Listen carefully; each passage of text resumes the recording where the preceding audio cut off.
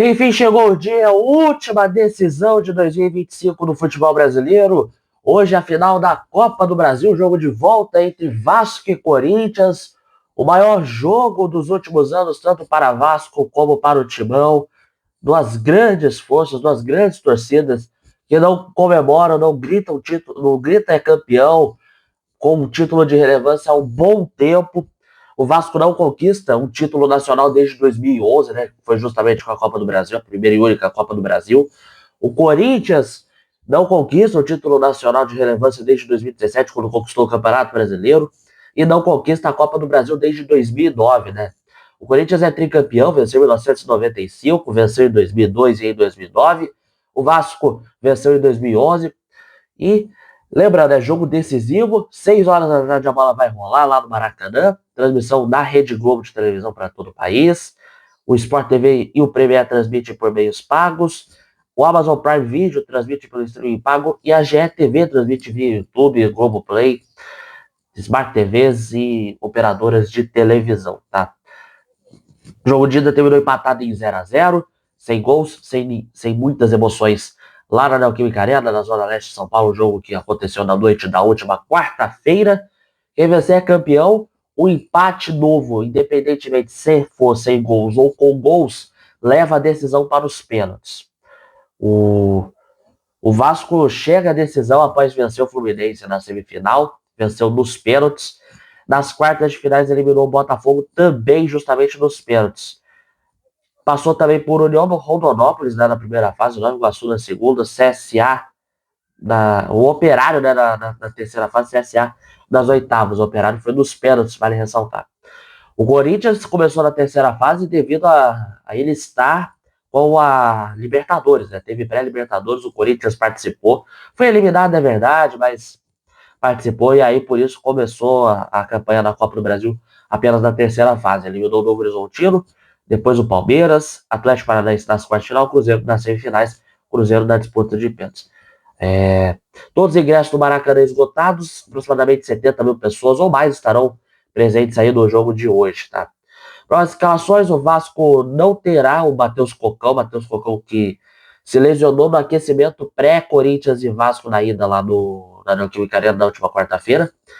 Não joga hoje, ele teve uma ruptura no ligamento do joelho e ficará um longo período afastado. Praticamente o mesmo time para o jogo de hoje, tá?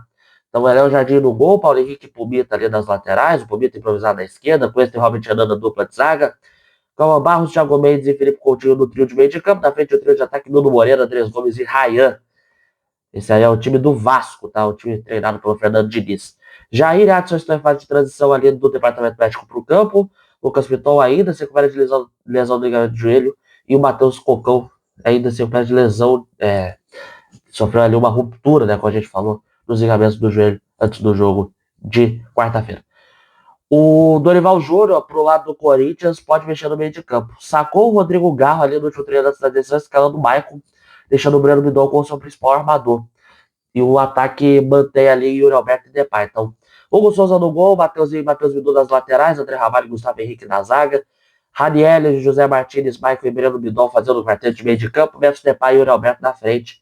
Esse é o time do Dorival Júnior, sem desfalques. Atrás de Wilton Pereira Sampaio, assistido por Bruno Bosquilha, Vitor Hugo e Mazo dos Santos. O ataque é o Paulo César Zanovelli da Silva e o VAR com o Marco Aurélio Augusto Fadercas Ferreira.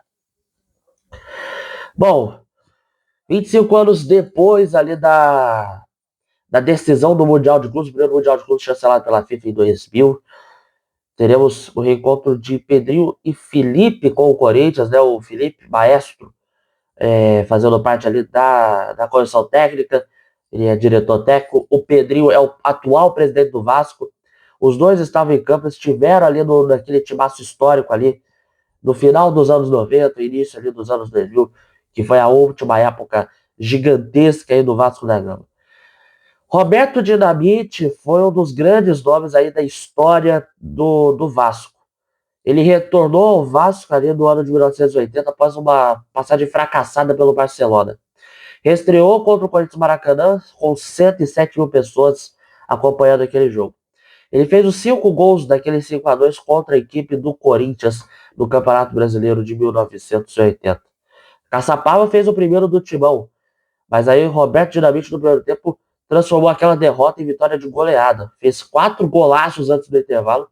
O Sócrates diminuiu de pênalti, mas o Dinamite fechou a conta e fez o 5-2, sendo uma das maiores atuações ali do jogador, uma das maiores atuações de um jogador vistas aí na história do Maracanã.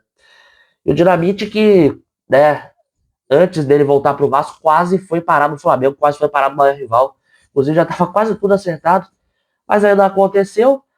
Quem substituiu o Dinamite foi o Nunes. O Nunes veio e o resto é história. Será que se o Dinamite tivesse ido pro Flamengo, a história seria diferente? Eu não sei.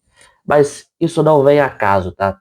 Dinamite que foi o presidente do Vasco em 2011, né? Quando o time foi campeão da Copa do Brasil.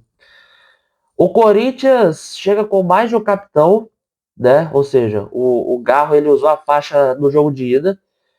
E Michael e Romero são ali os outros capitães e estão em fim de contrato com o Corinthians. O Michael ainda está emprestado, né? O Corinthians quer um novo contrato de empréstimo pelo Shakhtar.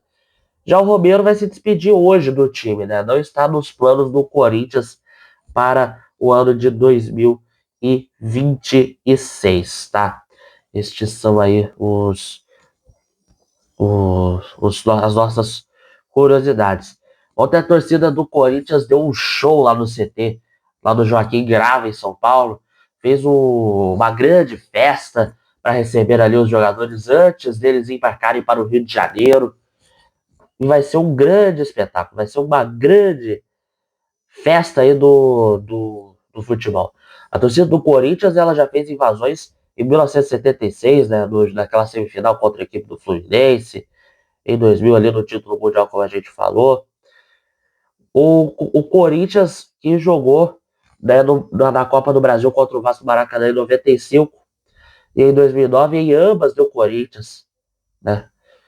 Inclusive em dezembro de 76, no dia 5 de dezembro, cerca de 70 mil corintianos assistiram ao jogo, né, entre Fluminense e Corinthians na semifinal do Brasileiro daquele ano. Empate 1-1 no tempo normal, 4-1 do Corinthians nos pênaltis, com 146 mil espectadores pagantes no total. Metade eram corintianos, uma invasão corintiana histórica. Hoje serão 4 mil torcedores, né? Pois a capacidade do estádio hoje é de 78 mil torcedores. Foram 160 partidas corintianas no Maracanã, com 80 derrotas, 43 vitórias, 37 empates. O primeiro jogo do Clube do Estádio foi no dia 24 de fevereiro de 51 contra o Vasco, no Rio São Paulo, no Instituto Torneio Rio São Paulo, com vitória corintiana por 4-3. E é isso, gente. Esse é o nosso pré-jogo, né? Com curiosidades, as informações da partida. Enfim, a partir das 5 horas da tarde estarei na reportagem deste jogaço da Jeff TV Sports, a última transmissão da Jeff TV Sports no YouTube em áudio, na ação do nosso Jefferson Casais, as reportagens minhas e de Gabriel Conrado, e também os comentários de Marcos e de Leandro Andrade, tá? A partir das 5 horas da tarde, a bola rolando às 6 horas, tudo no som da Jeff TV Sports para você.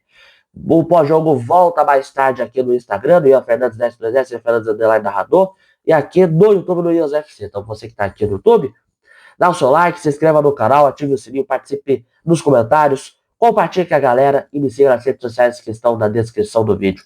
Se você quiser me apoiar financeiramente, entre no apoia.se/Ian Fernandes. E você que está aqui no Instagram, Ian Fernandes 10 Ian Fernandes Underline Narrador, segue a gente, curta, comente, compartilhe, pelo amor de Deus, ajude o jovem jornalista a trilhar seu caminho na profissão.